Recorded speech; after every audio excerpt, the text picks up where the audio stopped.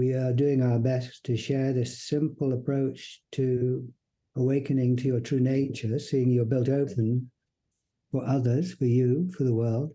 Now, we're all very used to seeing ourselves as other seers, with a head, what we look like in the mirror, and we operate from that point of view, which is absolutely vital.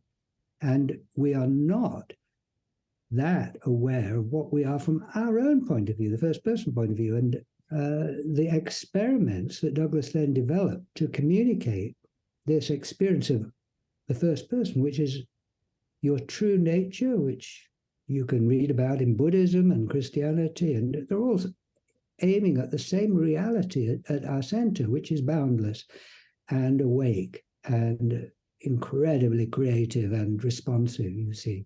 And I'm pointing at anything in the room, and I'll point at a thing.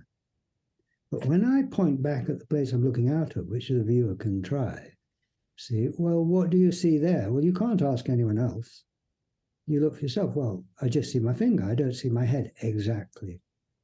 So in words, this is basically a non-verbal experience, but in words, I'd say my finger's pointing at nothing, space, awareness. See, not a thing here.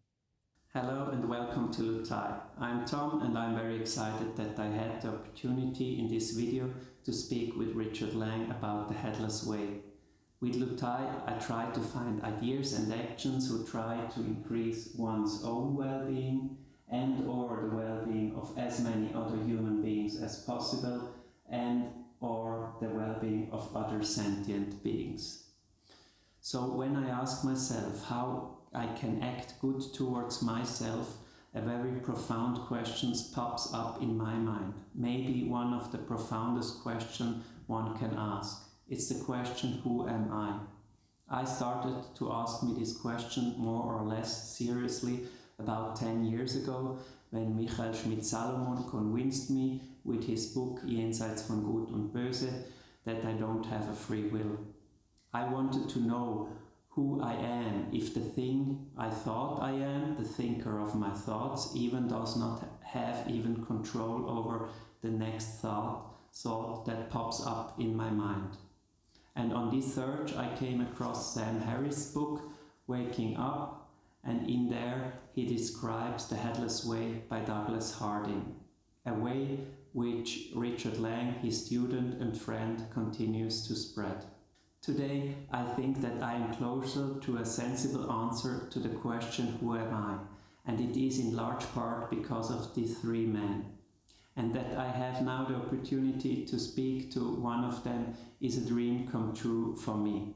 But this post isn't about me, but about you, because I hope that you are going to find some interesting and beneficial insights which are going to benefit you. With this in mind, I bring you Richard Lang. So, hello Richard. Hi Tom, lovely to be. I'm very happy and excited to have the chance to talk with you in person.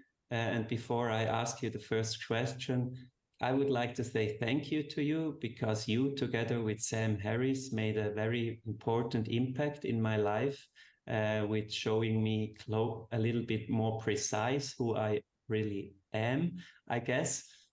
Just a few glimpses maybe, but I think I'm closer to this question I had. And now I'm very happy that I have the chance to talk with you in person and hope that some of our listeners benefit from your approach as I did. So thank you very much, Richard. A pleasure. My first question, could you please introduce you a little bit maybe as the person, Richard, and then also how you would describe yourself from the perspective of the Headless Way? Sure. Well, I am Richard. I'm 70, and more than 50 years ago, I was a teenager and I was interested in spirituality, I suppose. And I was looking for my true nature. And by chance, I attended a Buddhist conference in England in 1970 and met Douglas. And that influenced my life hugely. I understood what Douglas was doing as much as I could at the time. I loved his experiments, and so I joined in the party. I come from the north of England. I live in London now. Yeah. Thank you. And from the perspective of the Headless Way, how would you describe yourself? Well, I would say that I was one of Douglas Harding's many friends who took up the torch and we are doing our best to share this simple approach to awakening to your true nature, seeing you're built open for others, for you, for the world. And yes, I'm part of a loose-knit group of friends. Douglas had a lot of friends. I used to hang out with them, with him. And we all shared this experience and learned as we went along with it. And I have seen how effective it is in terms of transmitting the experience of being your true nature, face to no face, looking out of a single eye, being still while the scenery moves. So all these are very simple ways of transmitting the experience and then making friends, really. So I don't go around as a guru making students. I go around as someone making friends, meeting people and sharing this experience with them, and hopefully finding out how they're coping with being the one and only. Being space for the world. Yes, exactly, you see, exactly. And what is the beautiful thing is that it becomes common language. Like you've just said, being space for the world.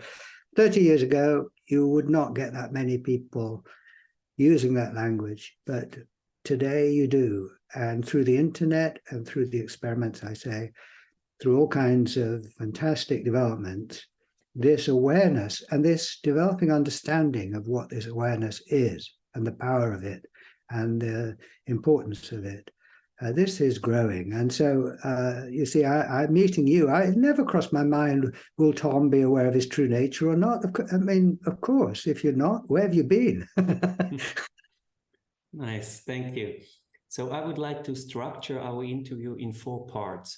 In part 1, I would like to talk with you about the signs of the first person or the Headless Way. What is it? Do some experiments. In the second part, I would like to talk about the benefits. Are there benefits, and in which area? The third part is about possible dangers. Do we have to care about specific topics which also could lead in wrong directions? And the fourth part, I would like to talk, if we have enough time, about the relationship between signs of the first person and signs of the third person, an area where I myself have the highest difficulties to understand it, to talk about it, and maybe we can clarify some of my problems there. But first, signs of the first person. Before I heard this expression the first time, I already loved signs of the third person, which for me is like try to understand the world with logic and reason, with seeing criticism as a gift, to find good explanations why things work the way they do. And then I came across this expression, signs of the first person. And today I love as well signs of the first person, which you and Douglas Harding introduced to me. So could you please explain to our listeners what is signs of the first person? Well, what happened was when Douglas Harding first saw that he was headless, for himself, he was looking out of open space at the world. That was in 1943. And he had actually been working on this question for about 10 years. And he was coming at it through what you were calling signs of the third person, signs of the object. And he was looking at himself as an object and understood he had layers like an onion. And the nearer someone approached, the less there was. And all these layers fit together, whether they're the molecules, cells, a person, the society, the planet. It's all one living system. And he had the understanding that at the center of this system, there couldn't be another thing. The closest you got to any object, including himself, it had practically disappeared by the time you got very, very close. It made sense that there was a mysterious kind of nothingness at the center. But Douglas was not happy to rely on speculation. And so he didn't stop having worked that out. He carried on trying to find out if he could verify the nature of the center, which of course he understood made sense in terms of spiritual ideas about who you really are and the center of yourself. And what happened was, at one moment, he stopped thinking, stopped all that complicated thinking, which was very important for him to try and make sense of who he was in the world, like you were saying, according to the objective assessment of science. He stopped thinking, he just looked. I looked down at his body and he saw his arms and legs and torso, but no head. And instead of his head, his hands disappeared into this open space full of the world.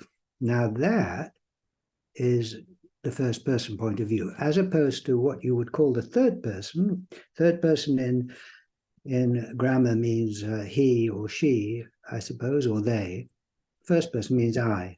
So this is now Douglas looking from the I, from the first person point of view, and seeing who he was, and he was not a thing. And that verified this speculation of what he was coming at himself from the outside. And then, of course, that was only the beginning of his research, because he spent another 10 years working very hard, working out how the third person and the first person fit together, you see. And they're really different views of the same thing, the view from the outside towards the center and the view from the inside out. And the first person, in a way, is the opposite of the third person. Now, we're all very used to seeing ourselves as other seers, with a head, what we look like in the mirror, and we operate from that point of view, which is absolutely vital. And we are not that aware of what we are from our own point of view, the first person point of view. And if we ever do notice that we can't see our own head, we dismiss it as irrelevant and childish and a bit mad, really. So we don't value it. Well, what Douglas Harding did was say, look, this view of you is as valid as the other person's view of you, and let's look at it. And of course, as soon as you start to explore it, first of all, you find, for example, from the outside you're moving, from the inside you're still, and everything else is moving. From the outside you're separate from others, but from the inside it's face to no face. See, so the experiments that Douglas then developed to communicate this experience of the first person, which is your true nature, which you can read about in Buddhism and Christianity, and they're all aiming at the same reality at our center, which is boundless and awake and incredibly creative and responsive, you see. And we're unaware of it, and so we don't draw on it as a resource in our lives. Well, what Douglas was saying, well, all right, get all that, but let's go at it with our modern spirit of observation and test it out and see whether this is true and in what sense it makes sense.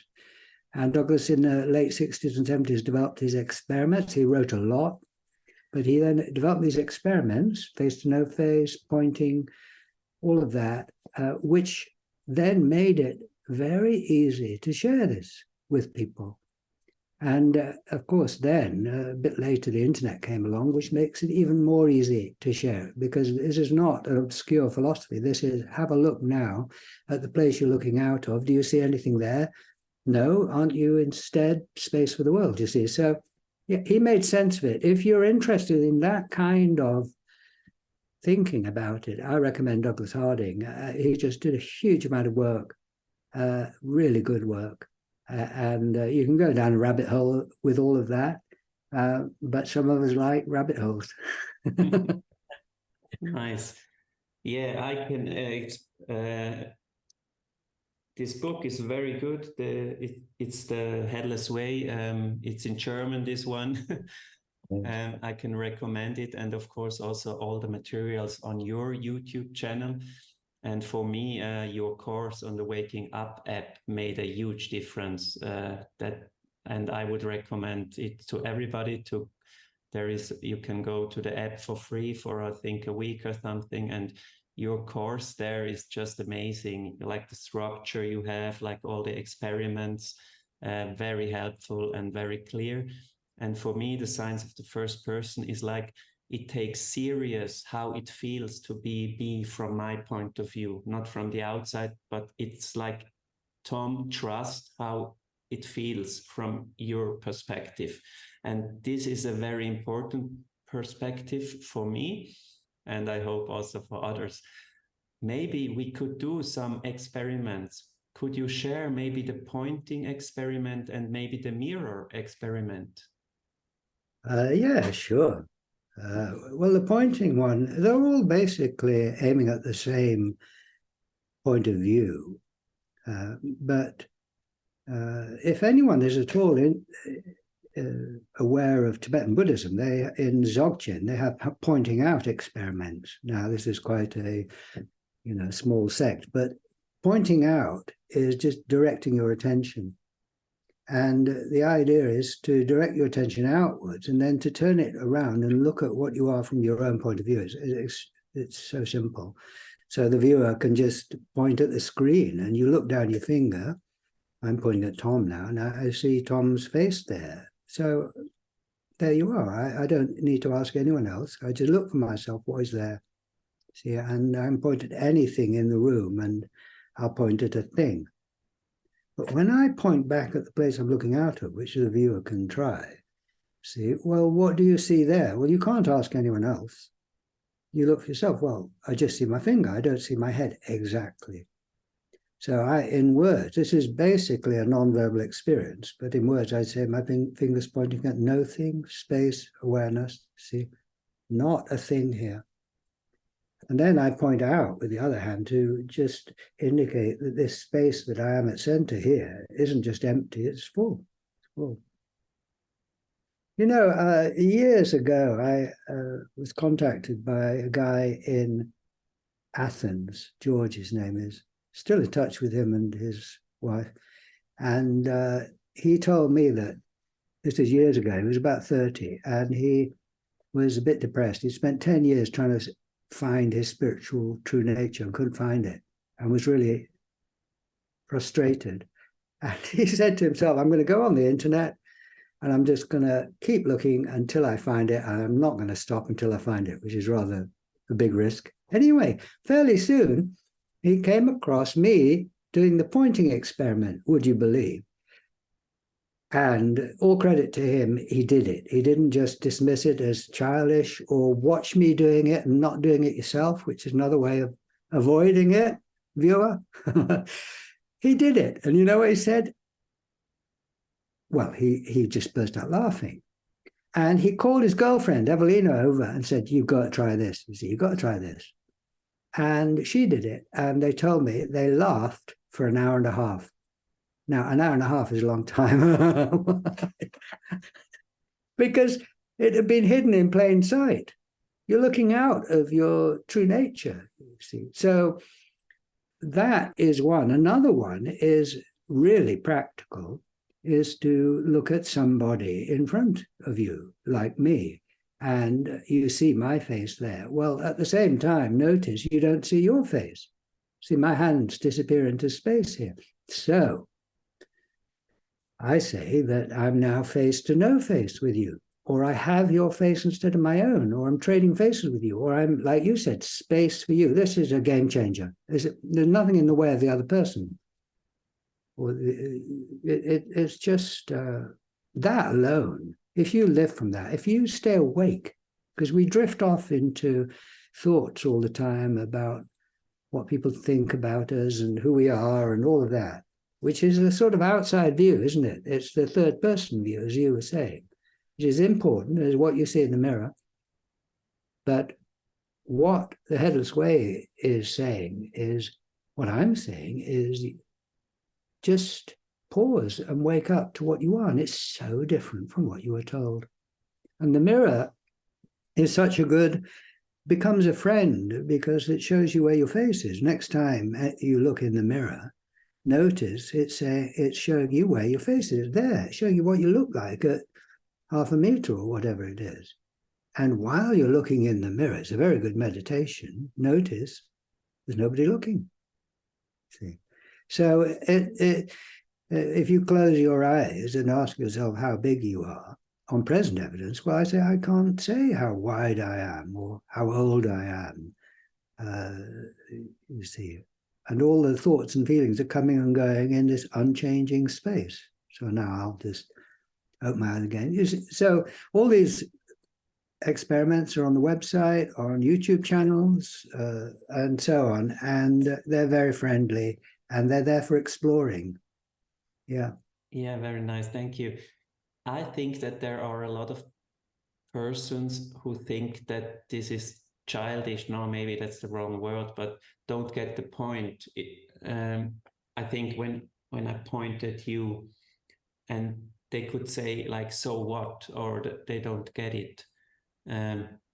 I think there is a danger in there that they don't take it serious. They think maybe, oh, Tom is getting crazy. Yes, but I mean, there's nothing you can do about that, basically. And they got a right to react like that. Why not?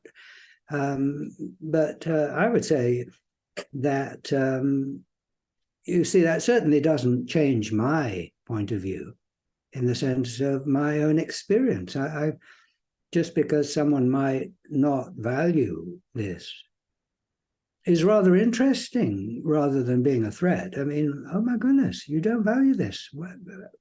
You know, what's going on there? That's interesting, you see. So, and I think that people come to it when they're ready, and you don't force it, and you don't try and persuade anyone. I don't. You just sing your own song. You declare, you celebrate the fact of who you are, and if it rings a bell with someone, great. If it doesn't, so be it. But I mean, I've studied it enough, and all Douglas Harding's books to know it makes sense. So when someone says, "Oh, it just doesn't make sense," I say, "Well, you obviously haven't studied it, but who cares anyway? I don't." You know, when you've got a good party going, you don't have to go down the street and advertising it to other people. You just play loud music, and eventually they'll turn up. Maybe to understand it even better, I mean, I would recommend to do all the exercises, experiments you have on your home webpage.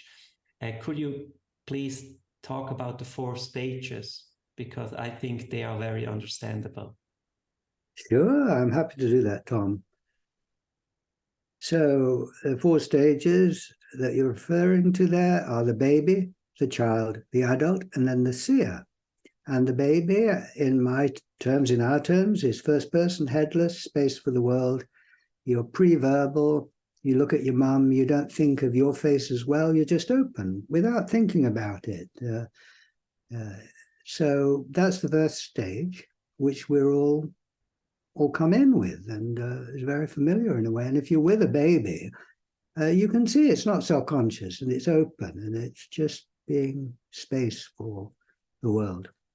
What happens is, as you grow up, you learn to see yourself as others see you through language and the mirror, and you learn to go out and to turn around and look back at yourself through the eyes of others. Or I might be looking at you on the screen and seeing myself through your eyes, Tom, and associating that with the image of me and learning what I look like from there and through the mirror. And it is actually empathy, because in order to see myself through your eyes, I've got to empathize and place myself over there in your shoes. And you see, you're nodding, and I think, oh, well, he's agreeing with me. You know, so do you see how I'm reading into your behavior all kinds of information about me? And we do that all the time. So the second state of the child is when you are beginning to learn that, but haven't quite got in the box yet. So you're in between 2 worlds. You're both enjoying your spaciousness. You can now walk and run about and talk. So you've got those skills, but you haven't fully got in the box yet. And so you move between those 2 worlds. It's a rather beautiful time of life. And we sense that in children. They're very creative and open and flexible and all of that, delightful. Now, as you go on, society tells you that you are what society sees you to be. And I put all my trust in everyone around me in terms of what I am and the mirror. And by the time I'm an adult, I fully accept I am what you say I am. I am what I look like in the mirror here. That I have a head on my shoulders, a background behind me. I'm Richard, and I'm face to face with you because everyone tells me I am. I can't see it, but that's just because, quote unquote, I'm in a bad position to see it, you see. And so the third stage is I am what I look like, I am a thing. And the idea of being headless and being space for the world is nonsense.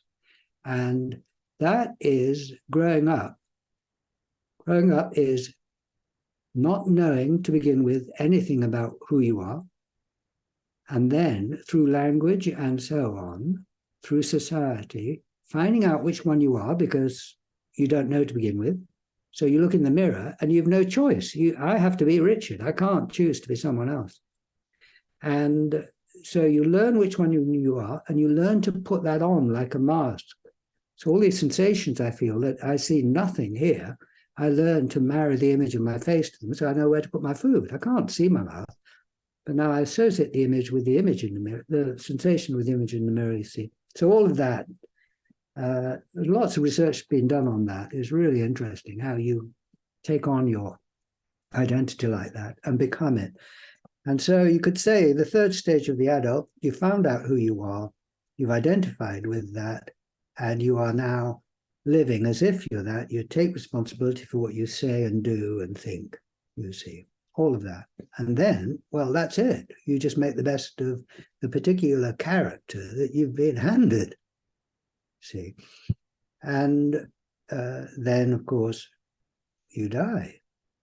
But what I'm saying, and my friends are saying, is saying, well, actually, that isn't all that you are. That's the social view of you, very important for being in society.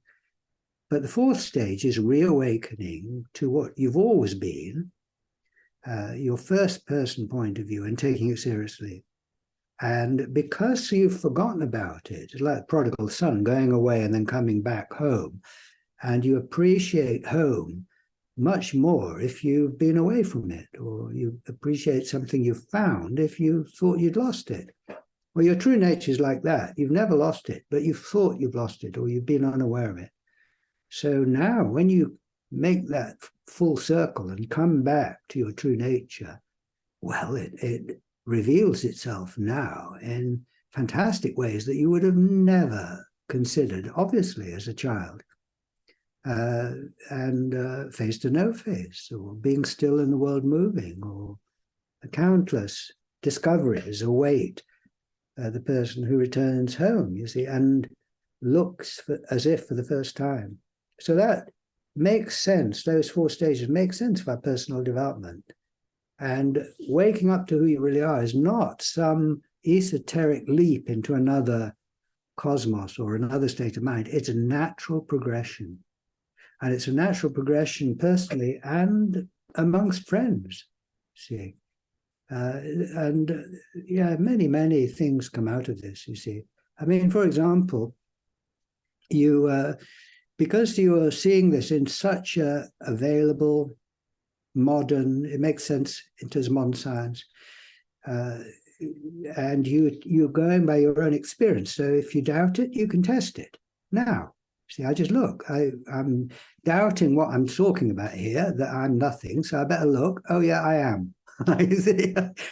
So I can verify it. Now, of course, verifying it for me is to recognize it's true for you. See, and I ask you and you agree. And suddenly we've got something incredible in common, our true nature. Now, your view out from there, your response to that is different from mine, which makes it interesting. But my God, now we've got something in common. Now, you've got this in common with everyone, whether or not they are aware of it. That changes the game. You've got it in common with all the different nations that are warring. See, you've got it with your neighbor, the cat, see, the bird. This is the true nature of everything and everyone. Now, if you take that seriously, that is going to change how you respond to others who, they might be friends, they might be enemies, but they are yourself at heart. That makes a difference. See, that's what we need in the world at the moment. Yeah. Thank you. Nice. At one point, I think you say, or Sam Harris says, the first insight is just a starting point. Now we have to start living from that. And I personally, I think I can look and see that I'm space for the world, but 99% of my day I'm captured by my thought, and I'm walking around like Tom is doing that, Tom is doing that. So what does starting to live from this mean from your perspective? Are you personally walking around the whole day and are aware of your true nature, or is it more like just glimpses during the day? Well, it's all paradox, Tom. I don't go around thinking about it all the time, although I am involved a lot in communicating about it. So I do think about it quite a bit, but that is because of that reason, really. Yes, you've got to live from it, but it's a wonderful thing, because when you're looking now, you're not half seeing the space. You can't see it a bit cloudy. You are seeing and being it perfectly. So you're living 100% from it now. See, so it's not a progressive thing in that way. Now your understanding of it progresses and changes and develops and matures. But one of the things that is a signal, a sign of maturity, is you realize that you've got it perfectly now. And you don't have to. There's the paradox, you see. So you've got to, this is the beginning, but you can say that of any practice, you see. It's not just peculiar to the Headless Way. It's beginner's mind, isn't it? Well, let's start again and look. And yeah, the ceiling disappears there, the walls disappear here, wide open into this vast open space. You see, so it's the beginning and the end and the middle. Nice. With that, maybe we can change to part two, like the benefits of this insight. Like, because for me, this insight has benefits, and with LUTTAI, I'm talking about 3 circles somewhere here. It's I'm searching for actions who increase the well-being of oneself. Then the second circle is for well-being of other sentient beings, other human beings, and the third circle is for other sentient beings, animals. And when this insight is so important for me, because most of the time I'm captured by my thought, like I'm sitting in a movie, and if there is a happy movie, I'm happy, and if there is a sad movie, I'm sad. And with Sam Harris and your work, I came to the insight that I'm not my next thought, and I'm not my next feeling. And whenever I remember that, I can look, and then there is just space for the world, or emptiness, or stillness. And I can, like a little bit meta-awareness, like I can go out of my thought, which maybe are angry or sad or whatever. And this is like a still point, and this is very beneficial for me. I think that I don't stay as angry or as sad as long as I have before. Do you see other benefits for yourself, this insight?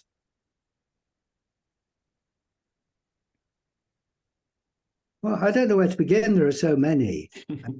That's the thing. And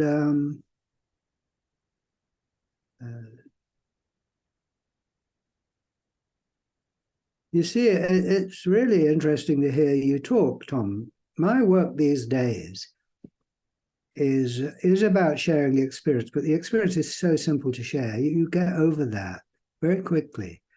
And I take the view that everyone can see it, you see, because you can't see your head. So the transmission of the experience, that's not a problem. Now, what I find interesting these days is accepting that. And whereas before I might talk to people as if they had not got it, now I talk as if you have, because you have. And this puts us on the same page. It puts us on the same side. You see, when you're talking about the stillness there, I'm right with you. Now, because it's a non-verbal experience, I don't have to use the same words as you. People get tied up in words because people don't use the same words. But once you've got the experience, which is non-verbal, you leap over that. You get straight over that. So it's as if you're sitting in the same place as the other person, but you are listening to them describe what it's like from there. I used to do a lot of telephone counseling. I was a therapist. And I used to be on the phone with people, therapy. And I didn't talk about headlessness because they hadn't come for that. But I was being my true nature, which is the one silence in which two voices happen, you see. Now, that is, first of all, just delightful.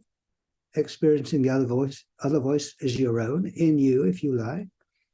But it also, it pulls down the barriers. I used to, the way I used to say it to people is, my job here is to walk alongside you. Well, that was a kind of headlessness thing, because if you're alongside someone, you're not confronting them, you're with them. You're coming from the same space, as it were, without saying it like that. And this brings forward a sense of trust and intimacy and closeness and friendliness. And you get that even though you're not talking about it, because you're being it.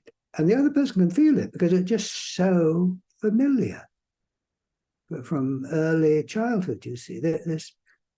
We grow out of that, but we start there in that intimacy and all of that. So you see, one of the benefits of this is a growing sense of friendliness with everyone and everything, that you're on the same side, that they are, however, different from you, so you're enjoying their differences.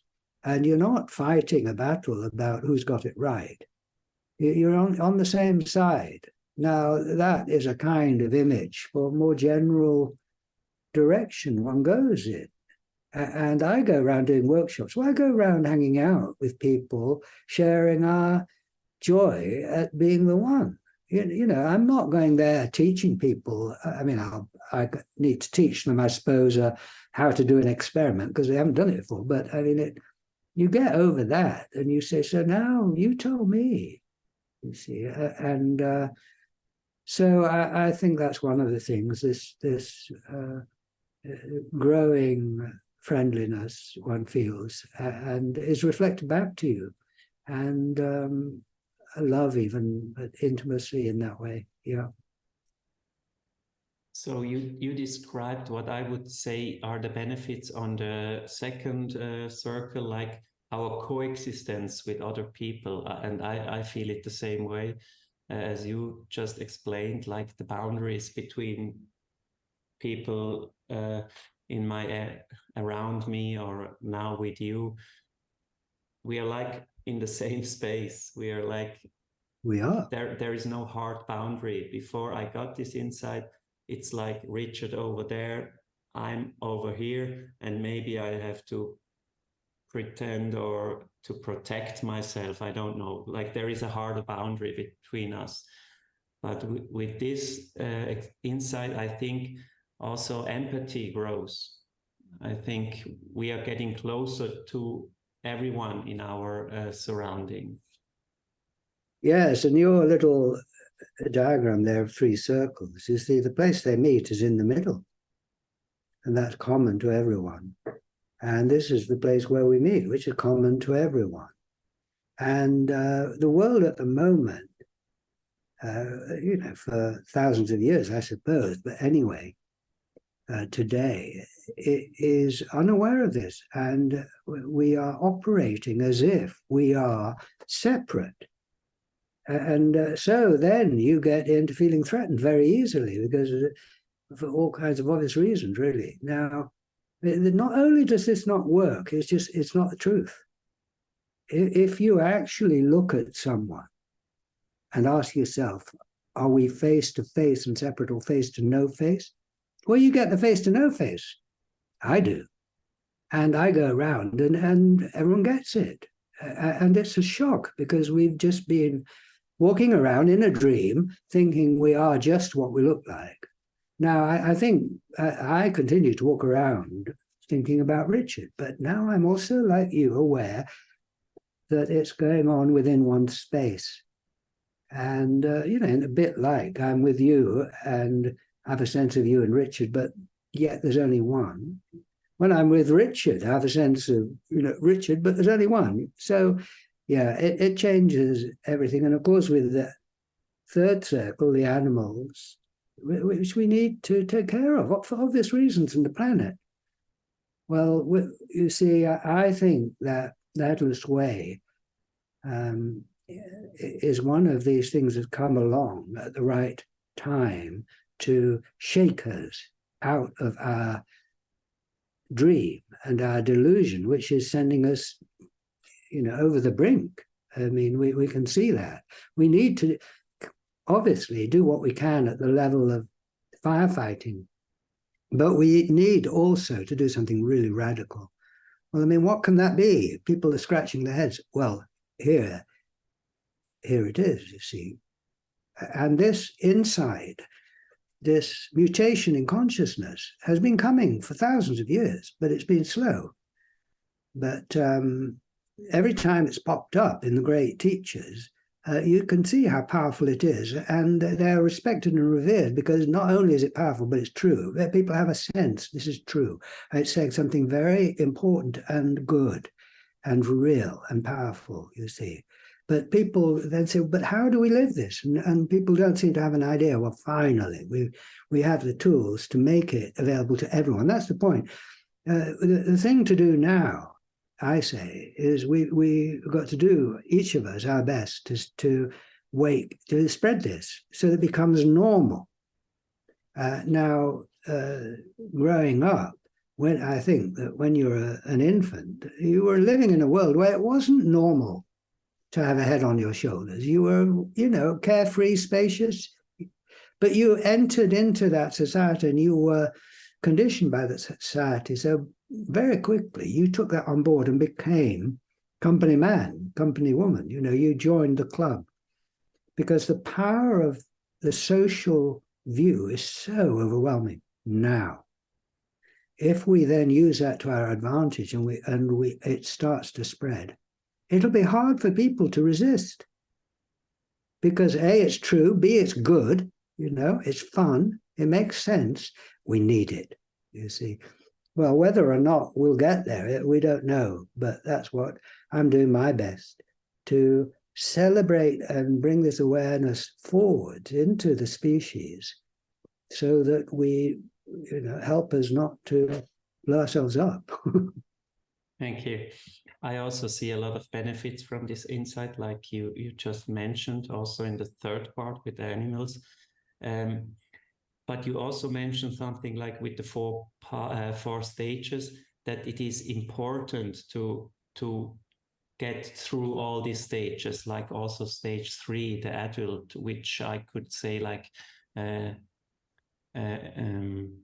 developing a meaningful ego. And in there I also see, and now we could come to part 3, like possible dangers. And one danger I see is in the difference between waking up and growing up. And I would like to read you a quote from Blaine Snow, which is about this. From a Western perspective, it really matters what kind of self is being deluded and what kind of mind is being recast into a selfless person. because what kind of self you lose has everything to do with what kind of selfless person you will become. In other words, an immature, selfless person is not much better than an immature, separate self. He's talking about these processes of waking up, which I would say the Headless Way is a big help. But he says also that it's not enough. We also have to talk about concepts, how we have to live together, to talk about democracy or human rights, or and I mean, there are spiritual teachers who behave in a way which, from my perspective, is not well intentioned in some areas. Maybe they get the headlessness, but they behave like I don't know, sexual things with students. Or what are your thoughts about this topic? Well, I think that when you're a baby, you don't yet know about your ego, do you? I suppose you're not yet aware of your appearance in that way. Growing up, you need to take that on board and become a person and forget who you really are in as much as you've known it. And that is vital. And discovering who you are in the eyes of society is to discover your strengths and your weaknesses, both, you see.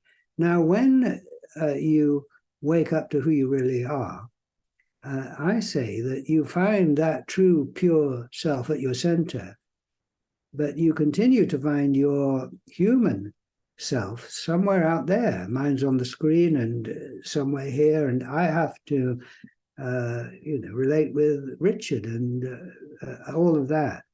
And this is not a denial of Richard and of my responsibilities as Richard. It is a placing of it. And a seeing that here I'm not Richard, but there I am. So not denial of being Richard, it's kind of locating. And then,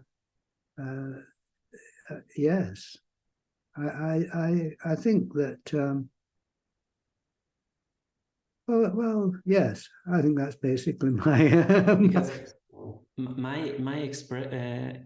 my impression is sometimes that people who are on this journey to discover, to transcend their ego, they think like, I just have to get rid of my ego and then I'm something like a saint or something, and all my actions will be good. And I think that this is a misunderstanding. Yes, I agree with you. And you see, when you see who you are, it's not Richard seeing who I am, it's the one seeing who it is. So I'm not claiming anything for Richard. I'm saying that Richard remains as he is, and in that region, we need to talk about the bills, and we need to talk about democracy, and we need to be careful with how we relate to each other and talk about it. All that goes on, you see. And I'm not claiming here that somehow I have ascended above it and become spiritual. I'm saying that there's absolutely nothing here, and it's not Richard being aware of my true nature. It's the one, and it's the one in you that's being aware of it. And that sorts it out. And that means that you don't go down that rabbit hole of trying to sort yourself out and purify yourself and all of that, because you'll never do it. You locate it. And I think there's a certain humility in that. You're not claiming anything. You're not claiming anything that isn't true. Yeah. Thank you.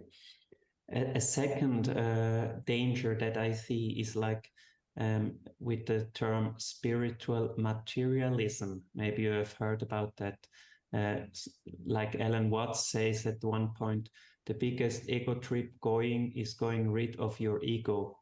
That could be thinking of this part. Or Sam Harris says somewhere, adopting a new spiritual identity is a trap, and is some ways it's a less honest. It's one thing to be egocentric, to want money for fame or beauty, to be proud or worldly accomplishment, social status. There is a basic honesty to be an egomaniac.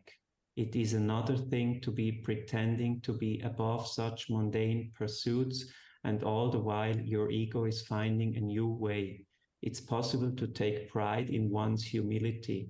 The ego is very clever. It will use anything you give it.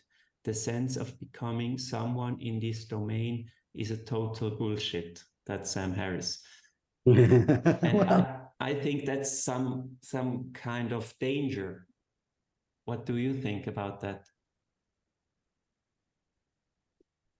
Well, I remember Douglas Harding giving a talk in Melbourne, Australia in 1991. So he was, I don't know, he was getting on, is it 80 something? And it was what he was thinking about at the time. And he said, the face in the mirror, your ego, whatever, there it is in the mirror. Now keep it there. Because if you let it creep up your arm, if you let it out of that little glass cage there and creep up your arm, it'll come and kill you. It'll try and sit on your shoulders and overtake and become. And what do you do with that spiritual ego who wants to sit on the throne and be all spiritual? Well, I mean, as soon as you start to talk with it, you've lost, haven't you? Because it's going to fool you. There's no way around it. What you do is exercise your true power, which is to return it to base, return it to the mirror, return it to the screen, see where it is, and keep it there if you like, and see it's not here. You see, there's nothing here. There's not even an ego here, but there is one there.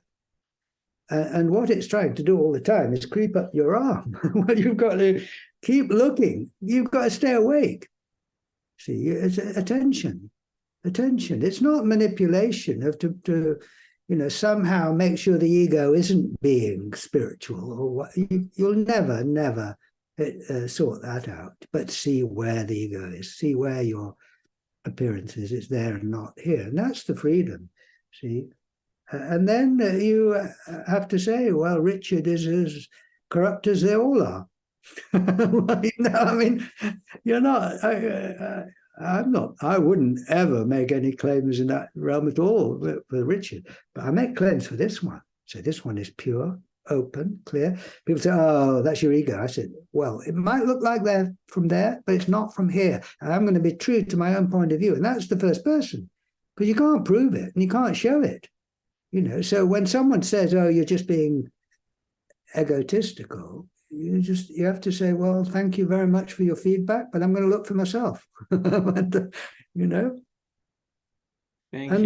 And that is what it's about: looking for yourself and being true to yourself and speaking up for yourself and saying, "Whatever you all say about me, I get that. It's true from there. I accept that. I'm going to take responsibility for it. But at center, I'm not that.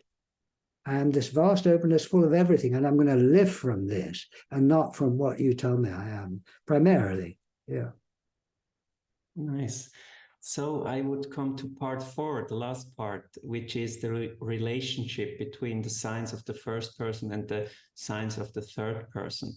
And in this area, sometimes I hear you say things where I have problems to follow you. And I would like to read one part and ask you something about it. So you say in the epilogue that you are not in time. Time is in you. Each day comes and goes, but you do not come and go. You look into time from the timeless. Whatever situation you are in there in the world, it is temporarily. But the place you're looking out of is always here. This is your eternal home. As this space that you are, you were never born. Things are born in you. You are not born of anything. As this space, you will never die. Things die, but the space that you are is not a thing. There is nothing here to die. Awareness, your true self, is immortal. And And here I think I always mix like the signs of the first person with the signs of the third person, because from perspective of the signs of the third person, I think that this awareness that is coming out of my embodiment as a human being. I mean, I think that when Tom is gonna die, there is no space left, the space which Tom or emerged out or inside of Tom. I see myself as a process, as a sentient being, and a little bit more specific as a human being.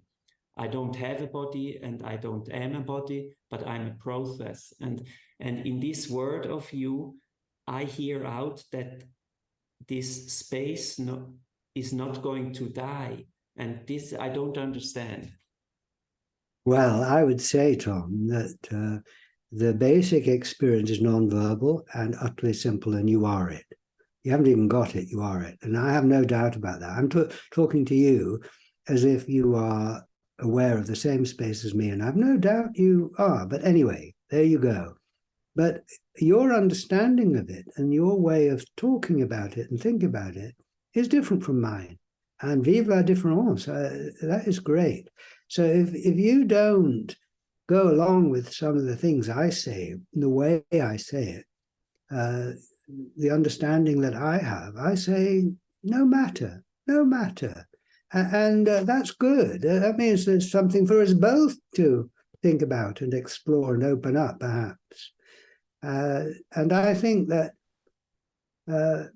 the understanding is important, very important, but even more important is just the simple yes, yes, this is true.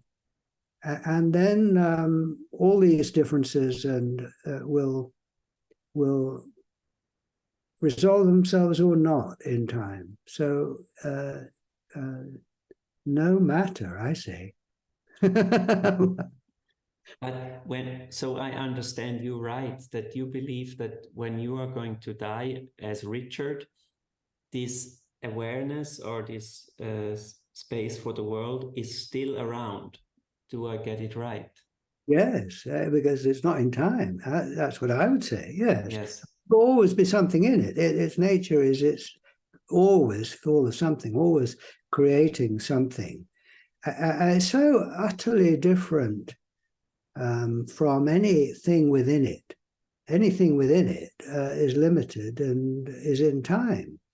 But when you get to the whole thing that you are, it doesn't follow the same rules, and it is outrageous. And so I have no kind of concern about saying this. And I think I've grown into it. And I think to begin with, I was more like you in that way of thinking about it, because I was so deeply conditioned into that way of thinking about myself. But as I've gone on and as I've read more of Douglas Harding and understood it more and just lived with it more, and at ever deeper levels said yes to it, I think the process of living with it, the process of maturing in it, is essentially ever deeper yes to it. And you can't go all the way down to yes 100% in a way. It gradually you drop down another level into it, then you sort of integrate that, and you think you're there, and then you drop down into yet a deeper level. And I think it will always be like that. And so the wonderful discovery, as I would say, that you were never born and you'll never die, and you can't. I mean, Richard will die. Don't come and hit me on the head and say, look, there you are, you're dead. Because I mean, I get that, But I'm talking about our true nature. Now, this is the great good news. Any other good news comes and goes, but this good news about you doesn't come and go. It's just outrageous, absolutely outrageous. And the longer I live, the more mad and wonderful and crazy, just wonderful it is. Yeah. So, well, I mean, but as I say, I welcome all, view there. And I don't say it's wrong. I say we're different and we're, vive la différence. Yeah. Thank you. That was helpful for me. Thank you. My three last questions. First, if you could choose what our listeners should take out of this conversation, or more it was an interview, what would you say? What is your main message? I hope to meet you, and I hope to celebrate with you our true nature in one way or another. That would be lovely. I suppose it's our birthright. It's nothing esoteric. It's given, and we just got to sort of gradually get used to this new way of being in the world. And my role here is just to say, you got it, you are it. That's what I think, yeah. Thank you. So with LUTTAI, I'm on the search for ideas or actions who try to increase the well-being on our planet, on our Earth. And I think that the Headless Way is a very nice part on that journey, is very helpful. And I thank you very much for your work, which you and your dedication, which you put in this work. I think it's very useful, very helpful on a lot of levels. Besides the Headless Way, I would like to ask my guests always if they have another idea or action about which they know and which they think that this idea would increase the well-being on our Earth, and maybe an idea which is not yet so far spread. Well, first of all, I want to thank you, Tom. I've not met you before, and a pleasure to meet you. And thank you for taking this step of talking to me and then making this available as a video. So every little bit counts, you see, and helps get the good news out. And I think that I don't know the answer to that question, except that I am deeply convinced that the great void that we are here has things up its sleeve we haven't even dreamed of. Just fantastic things. It's just so outrageously creative and come from left field. So I await with bated breath about what it's going to do next. I think it's got some surprises, but not just for us, but for itself as well, because it doesn't know it. I mean, it just works in this just skillful kind of not knowing way. I mean, just astonishing. Yeah. So yeah. Thank you. Thank you. A delight to hang out with you. Thank you. So my last question is not really a question. If someone wants to get in touch with you or want to read more about you, where would you point it? Well, we've got the website, of course, which is headless.org. And we have a YouTube channel, which you can get to through the website. My handle is Head Exchange, but Headless Way on YouTube. And also we've got an app, and we've just redeveloped it. It's free, Headless Way app, and lots of books that we publish. You can find out about them on the website. You can get them on Amazon. So just an enormous amount of things out there, huge amount for free. And we do workshops, and we have regular Zoom meetings. I mean, 6, 7, 8 a week that are free, of friends who meet to chat like we're doing about the challenges and joys of living from who we really are. So anyone watching, do feel, if you're at all interested in this, feel welcome to join us in our Zoom meetings, or, of course, look through the different resources we've got. Thank you. I will put all the links in the description of the video, and I can highly recommend all of them. I have the app, I read the book. I love your work on the app from Sam Harris, your course over there, and there is now a second course available there. I've also joined 2 or 3 times the Zoom meeting with the German group, and it was a nice gathering. I have to do it again. And I also once was part of an online course, a meeting that you made for, I think, 1 or 2 hours.